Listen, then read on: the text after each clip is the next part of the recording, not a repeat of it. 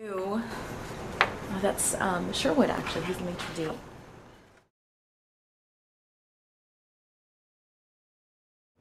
You definitely get people in here. You know, this will be the first room that usually gets a guest on any night at 4:30 when we open up. You know, there could be 1 to 2 businessmen at the front door heading right to the cigar room. And if you didn't have a cigar room in 06, you're not going to have one in 09. You need to have a pre-existing. It's not like you can build this because you want to capitalize on the laws of the future. It had to be pre-existing, you know. And we've had this cigar lounge since the day we opened up the restaurant. We've had our own, it has its own personal ventilation system set up just for this room alone. We have our own humidor. These are all some of the criteria that the state set up, saying that, you know, and if you don't have this in 06, you're not going to get a cigar license in 09. And we just have always been true to, you know, our things that we consider El Gaucho, and that's great steaks, great wine, great cigars, great service. It takes me back, nostalgia-wise, when cigar bars and lounges were the norm, and now you guys are one of the few standing. We're one of the few. Even I think, to the best of my knowledge, I believe that we are going to fall within the criteria of acceptability for January 109 when the smoking ban goes in place. To everything I've read, it appears as though we will qualify for that. So we'll be one of the very few, if not one of the only, cigar rooms available in Portland proper. Obviously, it's worth it business-wise to you, otherwise you wouldn't continue to pursue it. Well, it's not necessarily just that. It's a certain element of what does El Gaucho stand for. You know, we have great food, great service, great cocktails. That's one element. One of the critical elements is also being able to offer cigars. That goes back to the original El Gaucho in the 50s and what it stands for and the overall complete experience. When do people tend to enjoy their cigar? I mean, does it with the first glass of wine and take it all the way through, or?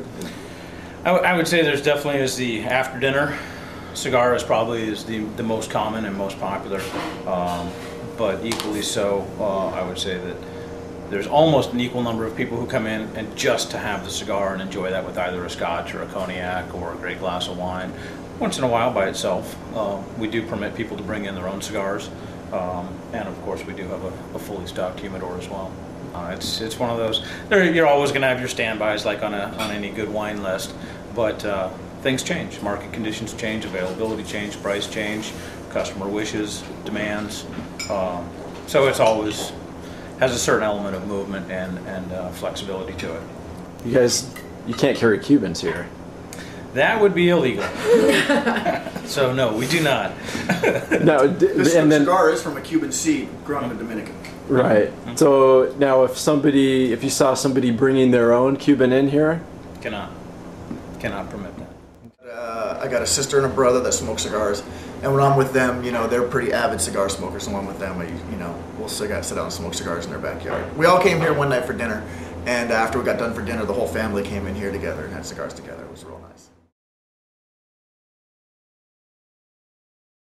So we decided we want to try something else because a ribeye is really like an acquired flavor. People really got to be a beef lover to eat a ribeye. You know, I mean, it's got the most fat in it, it's got the most flavor, it's the most juiciest, but some people still fear that giant kernel of fat in the middle of it, you know.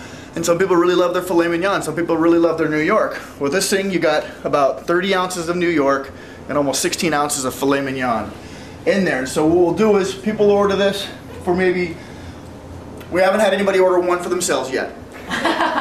But we had 2, 3, and 4, 5 people split it, and we'll have the captain, we'll grill it, we'll bring it out, and if you order it medium, it's 45 minutes, maybe almost, you know, 50 minutes of cooking time.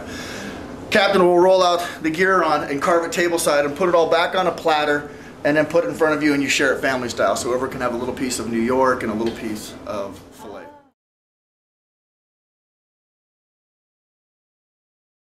From the top, and it loads all the way up to here, and we burn it. So all this is like a wall of fire right here, along with a wall of you know, base of fire here.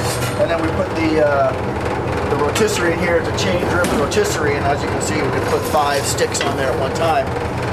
We have in our beef kebabs, on our lamb kebabs, and we also do a vegetable kebab that we put on here. Let them spin out, and then we serve them on those swords right there. They fill them with alcohol. And then the captain comes and brings a flaming sword to your table and then puts it on a plate right in front of you. Why don't more people cook with charcoal? At restaurants? Yeah. It's just not convenient. Really? You know, more than anything. I mean, gas, turn it on, come back 20 minutes later, you got gas. You don't have to, I mean, in the middle of the night, I mean, the grill guy has to tend his fire while he's trying to flip 30, 40 steaks. He has to slide these back and forth. Exactly. Want to hand me one of the sword handles? He has to move his thing back and forth and load up more coals and then shove it this way and load coals here. Pull coals from the bottom, load coals on the, you can see this thing comes apart too, load coals in the middle also.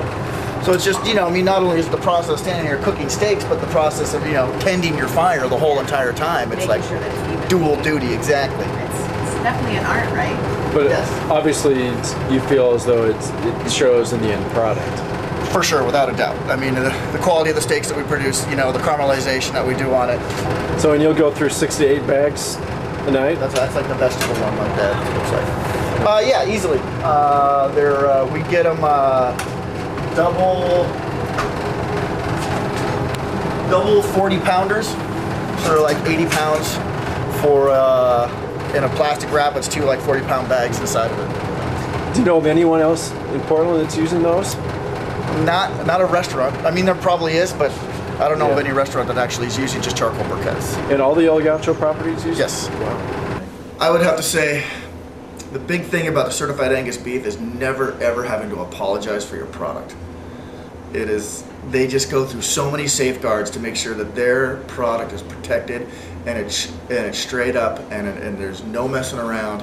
You know, they take what the USDA takes for their quality control and they multiply that by 10. In fact, I was just in Nebraska last week with the Certified Angus Beef Association going through a whole seminar at the University of Nebraska there.